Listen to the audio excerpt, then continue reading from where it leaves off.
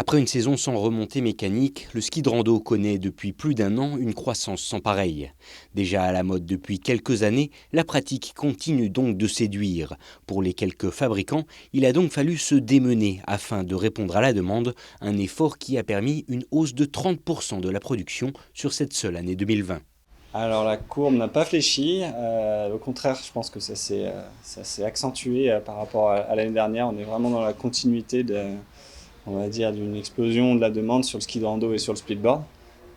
Donc nous en tant que fabricants, c'est un challenge tous les jours pour livrer nos clients. On a toujours une forte demande des professionnels des magasins de location.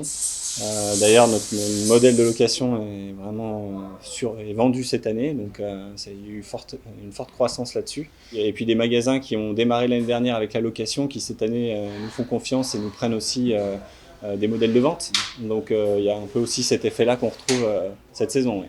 Au pied des pistes, le constat est similaire. Si la fermeture des remontées mécaniques a en effet joué un rôle important dans le développement de la peau de phoque, la montagne au naturel a séduit de nombreux adeptes. Un public qu'on devrait logiquement retrouver cette année en station. Effet de mode, ça c'est sûr, je pense.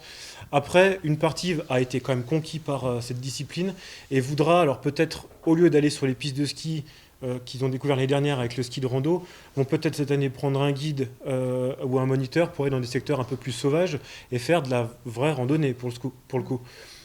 Les gens du coin se sont équipés et eux, pour ceux qui ne sont pas équipés, vont revenir louer parce qu'ils ont vraiment adoré. Donc ils feront toujours, je pense, un peu plus de pistes, mais le secteur, le coin rando a quand même gagné de la clientèle l'année dernière et on continuera cette année. Plus qu'un effet de mode, il s'agit peut-être là d'une des évolutions inhérentes aux pratiques de la montagne. Un changement qui demande une certaine adaptation pour les professionnels et des investissements en conséquence. Le ski de rando avait quand même pris un peu d'essor, mais ce n'était pas ce qui s'est passé l'année dernière au vu des fermetures de remontées mécaniques. L'année dernière, on a essayé de satisfaire tout le monde.